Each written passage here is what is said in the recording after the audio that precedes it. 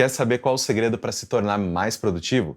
Então fica com a gente que no episódio de hoje a gente vai te passar dicas muito valiosas.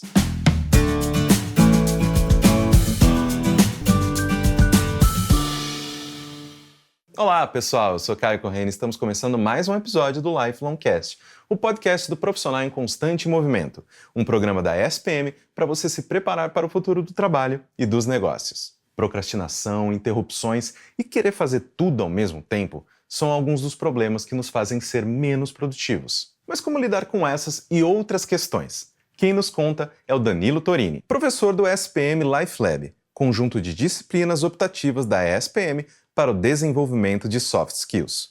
O episódio de hoje está sendo gravado na biblioteca da SPM Tech, espaço que conta com um acervo incrível de obras nacionais e estrangeiras.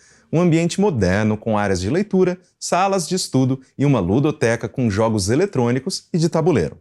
Danilo, seja muito bem-vindo ao Lifelong Cast. Prazer enorme ter você aqui no nosso episódio de hoje. Muito prazer, Caio. É sempre um prazer conversar com você e com quem está nos ouvindo por um tema tão interessante. Exatamente. Vamos começar então aqui, em toda velocidade, falando sobre os principais mitos quando a gente fala em produtividade. Né? Tem toda aquela questão de, poxa, peraí, qual que é a melhor maneira de eu me manter produtivo? É fazendo lista, é Pomodoro, é não sei o quê, eu já tentei tudo, nada funciona, então vamos lá. O que a gente consegue colocar para quem está nos assistindo, nos ouvindo nesse momento, em relação a esses mitos? O primeiro grande mito, Caio, e é isso interessante, porque eu acho que todos nós vivemos isso em algum momento da vida, né? O primeiro grande mito é confundir quantidade de horas trabalhadas com qualidade. Às vezes a gente tem a ilusão de que a gente trabalhando muitas horas, né, de forma seguida, assim, a gente vai conseguir ser mais produtivo. Claro que tem tarefas que precisam de muitas horas, mas o ideal é a gente ter qualidade nessas horas e não quantidade. A quantidade vai depender daquele desafio, mas o que vai importar para a produtividade, para o desempenho, é a qualidade, né? Então esse é um primeiro ponto. Tem um outro ponto muito ligado a isso, que é a questão de eu estar sempre ocupado, né? Parece que se eu estiver sempre ocupado, eu estou com a sensação de que estou sendo produtivo. E às vezes a gente esquece dos breaks, esquece de descansar, esquece de trocar de tarefa, que também é muito importante. Então esse mito de que está sempre ocupado, fazendo as coisas, de que eu preciso muitas horas, acordar mais cedo possível e dormir o menos possível, é um grande mito também. Tem um outro mito que eu acho que todos nós também acabamos sentindo, que é a produtividade é algo inata, né? Tem pessoas que são mais produtivas porque já nasceram assim e tem pessoas que são menos produtivas. Quando, na verdade, a produtividade é aprendida. A gente consegue desenvolver essa competência da produtividade mais do que, eventualmente, num momento da vida que a gente está mais atribulado. Se eu conseguir me organizar e estudar para desenvolver essa produtividade, eu vou conseguir desenvolvê-la. Exatamente, eu acho que você, assim, no primeiro mito, para mim, já é o que mais faz sentido, porque eu mesmo percebo que eu tenho dias em que eu trabalho ali 3, 4 horas focado e, nossa, como rendeu, e tem dias que eu fico 12 horas em cima da mesa e, tipo, nossa, mas não tá nada tá acontecendo aqui. E uma coisa que também me pega bastante é que muita gente acha que se você fizer várias tarefas ao mesmo tempo, é produtivo. Né, o famoso multitask. Você concorda com isso ou também acaba, né, entrando na listinha dos mitos, né? Porque o pessoal sempre fala, não, porque as mulheres são mais multitask, elas conseguem dar conta de várias coisas ao mesmo tempo. Assim, para mim tá na lista dos mitos. O que você acha? É talvez um dos maiores mitos que a gente conheça, né? Essa questão do multitask é uma grande falácia. É verdade que as mulheres acabam fazendo mais coisas ao mesmo tempo por uma necessidade social, por uma característica social. A nossa sociedade ainda acaba, né, fazendo com que as mulheres acumulem muitas demandas, muitas tarefas, dupla jornada, mas na verdade o cérebro humano ele não foi feito para o multitask. Então isso é um ponto importante. Então, só para dar uma ideia, o nosso cérebro ele tem uma capacidade muito reduzida de captar informações, né? A gente capta muitas informações, mas comparadamente ao ambiente, dos milhares de bits que estão disponíveis aí no nosso ambiente, os nossos sentidos captam uma pequena parcela. E se eu divido a minha atenção, se eu estou fazendo várias coisas ao mesmo tempo, o meu cérebro está captando menos informação. Então aquela memória de curto prazo, ou mesmo a memória de trabalho, que é a memória mais imediata, vai ficar prejudicada. Então eu preciso focar em tarefas específicas e realizar essas tarefas a cada momento. Se eu dividir essas tarefas, né, dividir a minha atenção em várias tarefas, certamente eu não vou fazer direito nenhuma delas. Exatamente. E aproveitando essa seara, né, de que a gente já está oferecendo aí para quem está nos assistindo, um pouco dessas dicas, né, a gente está falando aí das coisas que, olha, gente, não vai muito por esse lado não, isso aqui é um pouco de falácia e tudo. Quais são as dicas de ouro para quem quer se tornar mais produtivo, né? Eu tendo querendo ou não, eu acabo sempre olhando essa questão de tarefas a serem concluídas, meio que tirando as mais fáceis da frente, porque dá um pouco daquele gostinho de, nossa, ok, estou fazendo algo, isso faz sentido, ele entra dentro dessas dicas, como que você se sente em relação a isso? Tem todo sentido. É muito interessante porque o primeiro passo é o planejamento, né? Então eu preciso pegar todas as minhas tarefas, elencá-las, listá-las e tentar atribuir prioridades, graus de prioridade, de urgências diferentes. Então tem aquelas que a gente sabe que pode adiar, que tem mais tempo, e tem aquelas que são muito urgentes. Então a primeira coisa é eu listo.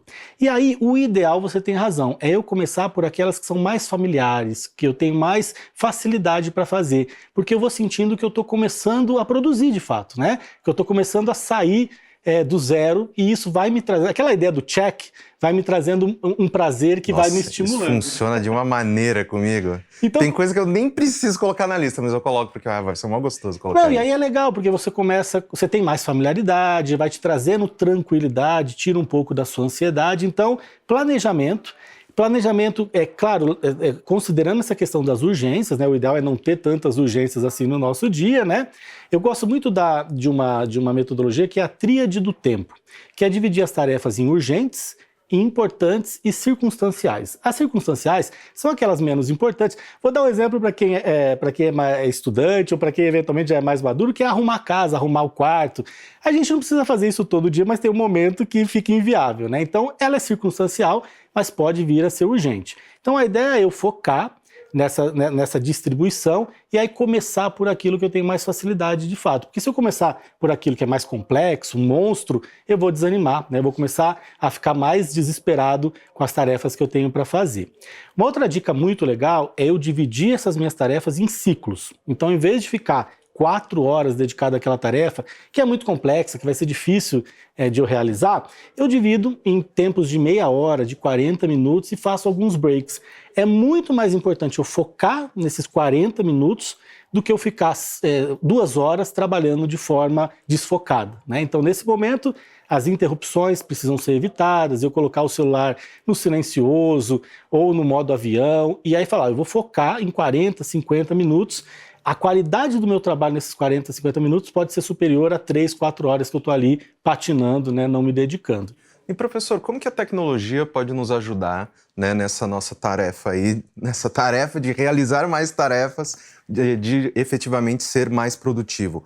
Tem alguns recursos e ferramentas que podem nos auxiliar? Eu mesmo uso, né, Todoist, né, tem que ter uma ferramenta ali de listas, de elencar ali as tarefas. Quais outras dicas que você pode dar? Vai depender muito do nosso estilo, até do nosso estilo de aprendizagem, né? Tem pessoas que são mais digitais, como é o meu caso, né? Tem pessoas que são mais analógicas, gostam mais do papel. Então não importa muito se digital ou em papel, é você ter ferramentas que vão te ajudar a dividir essas tarefas e fazer um planejamento. Então, em termos digitais, hoje tem muitos aplicativos, eu gosto muito, indico muito para os estudantes. Então tem desde aplicativos que são da gestão do tempo mesmo. Eu gosto muito, não sei se você conhece, um que chama Forest, que você vai fazendo a gestão do tempo e aí vai crescendo a planta, a floresta, né? Isso vai te dando uma recompensa, isso é muito legal. Essas ferramentas de lista, então todos os sistemas operacionais, Android, iOS, o Windows tem ferramentas de to-do, né, de listas. Eu gosto muito do próprio Todoist, eu gosto muito também, eu gosto de um que chama One Calendar, que você consegue unir todos os calendários. O Google Keep, por exemplo, de notas, né? Agora tem aquelas que são de gestão de tarefas e projetos. Então, um Notion, que é muito legal, o Trello, que é o mais famoso de todos, mesmo o Microsoft Planner. Mas eu sugeriria muito ferramentas de inteligência artificial. Hoje a IA pode ajudar muito a gente, se a gente souber utilizar bem a IA, ela é um grande parceiro. Então, desde o próprio ChatGPT ou Gemini, que podem nos ajudar a fazer essa organização, eu posso ali elencar as minhas tarefas e ele vai me ajudando nessa rotina, quanto outras ferramentas que estão disponíveis. Existe um site muito interessante que eu indico para os estudantes, que chama literalmente Existe uma IA para isso. Então, para tudo que você precisar, vai ter uma lista de mais de 9.000 ferramentas para ajudar.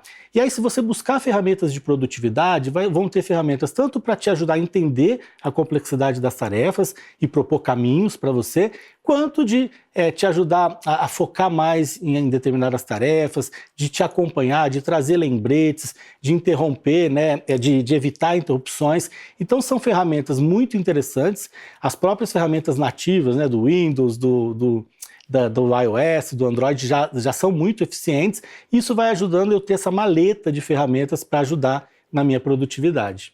E professor, finalizando a nossa conversa, eu acho que é interessante a gente também deixar para quem está nos acompanhando nesse momento uma mensagem de, né, calma, tá tudo bem.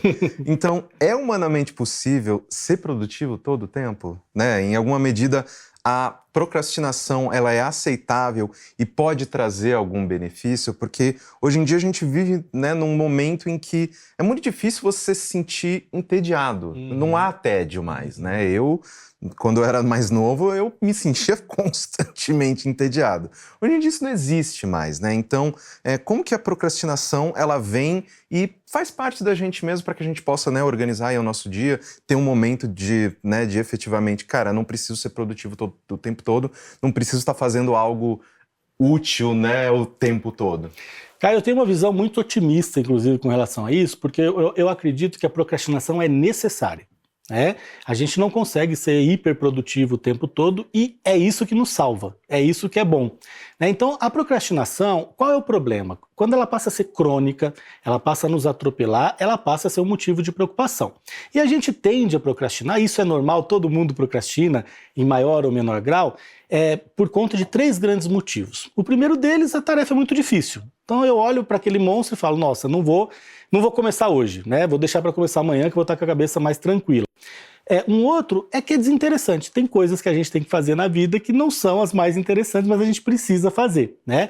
E uma terceira, que eu acho que é muito o caso dos estudantes, por exemplo, a recompensa vai ser mais tardia, não é tão imediata. Eu sei que aquilo é importante, mas imediatamente eu não consigo ver muito sentido naquilo. Então isso é normal. É normal a gente ter esses momentos em que a gente vai descansar e é melhor você descansar hoje e amanhã tá mais relaxado, você dormir melhor do que você eventualmente varar uma noite e tentar ser produtivo porque você não será. Então, a procrastinação, a gente tem uma diferença entre a ativa e a passiva. Eu posso ser um procrastinador, né, desde que não crônico, fazendo coisas que são importantes também, inclusive descansar, inclusive assistir aquela série, né, no meu streaming favorito, e tem um procrastinador muito passivo, que aí ele vai se atropelando mesmo, hoje ele não começa, amanhã também não, e esse procrastinador precisa de ajuda, né? Então ele precisa de um especialista, um mesmo professor que esteja, né, trabalhando com ele para ajudar a organizar essa rotina, ou um gestor, né, se eu estou trabalhando, tem um gestor que me ajude, mas a gente tem que também tentar tirar um pouco dessa angústia, porque é saudável e é preciso para a nossa saúde mental a gente descansar e ter esses momentos que nós não vamos fazer literalmente nada, né? Então tem que começar, eu tenho prazo, começo amanhã, né? Só que aí eu preciso começar amanhã, né? Exatamente. Essa é a grande questão. Exatamente. Danilo, muitíssimo obrigado por ter aceitado o nosso convite e muito obrigado mesmo por ter oferecido tanto o seu tempo quanto o seu conhecimento para a gente. Eu que agradeço, é sempre um prazer conversar com vocês e contem comigo sempre que precisarem, viu? É sempre um prazer. Excelente! Eu espero que você tenha gostado do episódio de hoje. Não se esqueça de seguir o LifelongCast na sua plataforma de streaming favorita e avaliar o programa também. Te vejo no próximo episódio. Até lá!